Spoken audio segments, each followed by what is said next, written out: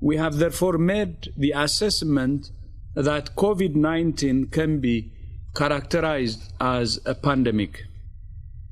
Pandemic is not a word to use lightly or carelessly. COVID-19 at the very early stage looked like a black swan event. It looked like an event that nobody anticipated, no one was prepared for. Community quarantine is hereby imposed in the entire of Metro Manila. Lockdown was declared, and it all just went crazy after that. Another record daily high for the Philippines. So I told Secretary Duque then, sir, I think we have to prepare for the worst. We had experience with SARS and Ebola, so we thought we were prepared. I had worked on SARS in 2003. I couldn't believe that it was going to happen all over again. We needed additional isolation facilities. We needed quarantine facilities. We needed additional hospital beds. It's a situation where everyone saw the magnitude of the problem. No previous experience in the past 100 years. One of the world's toughest and longest COVID-19 lockdowns. Many jobs were lost, companies closed. Iba kalaban mo rito, hindi gera ito, these are virus. At that time, wala pang bakuna, hindi mo alam kung saan tayo pupunta. We were beset with an unprecedented pandemic. And we do know that the healthcare system is not as resilient as we want it to be. So definitely, we needed help. T3 was really a call that started with the President's call to have a whole-of-nation approach, meaning everybody. This early, business groups are calling for a public-private partnership. I talked to the Executive Director of the Asian Development Bank, Mr. Paul Dominguez. So I called him, sir, can you help me connect with the private sector? When we reflect on it, and I did a lot of the calls and the asks, from companies, I can't recall any company that said no. Imagine those from McDonald's, from Jollibee, from Ayala, who are experts in their own field, tutulong sa mga mayors. The private sector stepped up and built temporary quarantine facilities, invested in testing, providing assistance to families that had been impacted by COVID. We actually launched T3 publicly on April 24. I could liken it to a basketball dream team. You will never have that opportunity.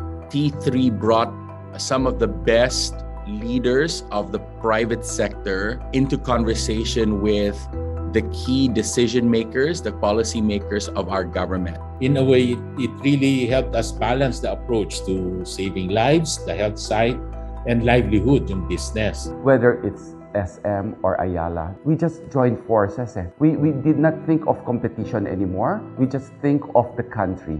We just think of the Filipino people. The objectives were so aligned. It wasn't exerting regulatory power. It wasn't making profit. No contracts, no signed agreements.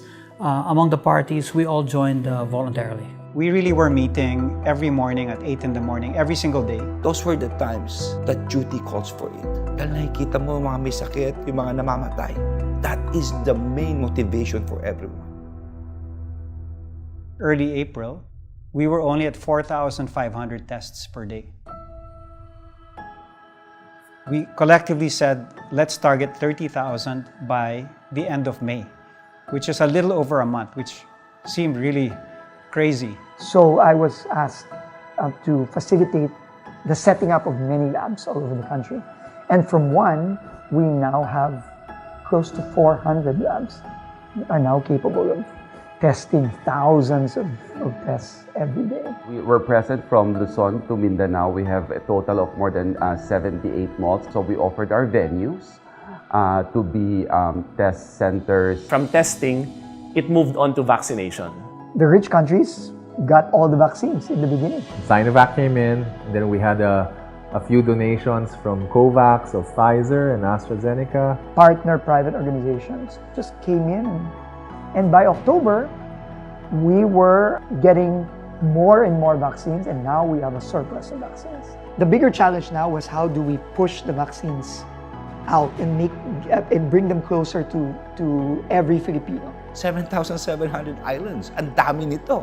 So how do you deal with the vaccines? Yung SM malls and also yung Ayala malls, Robinson, they volunteered to use their facilities as vaccination sites. At that time, only 32% of Filipinos would actually want to get vaccinated. Look at where we are now. 70% of the population fully vaccinated. We can only attribute it to the work of so many people. But in terms of demand generation, it was out of this partnership with Task Force T3. The highlight of it really is the cases started to drop. The campaign, which eventually was called Ingat, Angat, Tayong Lahat, was meant to reopen the economy safely. In all crises, popular support is very critical. And Ingat, Angat was able to gather those support. Precautions, ingat, but also upliftment. That through precautions, we are able to uplift ourselves. We never thought that we would ever be in one video together. From Shell, Petron, Angkas, Food Panda, Coke and Pepsi. But that happened. It was not anymore about McDo or Jollibee. It was about Pilipinas muna. So, mamaya na yung iba, hanap tayo ng paraan dito. To date, we have close to 66 million Filipinos fully vaccinated. We're now doing booster shots. And we're all here enjoying Alert Level 1. Naiyak ako nag-Alert Level 1. Marami kaming naiyak actually kasi pinaghirapan talaga yung alert level niya. And hopefully it creates a precedent of sorts for future crises or for future disasters or for future problems. Eye-opening for all of us about what we have been able to accomplish in a short period of time. I think T3 should live on, right? With or without the pandemic. I think this whole spirit of collaboration is something that should just be an always-on thing for us. This is a whole of government, whole of society effort because no one is safe until everyone is safe. If you roll back the clock to 2018, 2019, people may have said, no, it's impossible, we can't do it. But faced with something like this, I think we've shown to ourselves we can do it. Now, we should be prepared to do it under normal times. Masasabi ko lang talaga, I'm very proud of being a Filipino.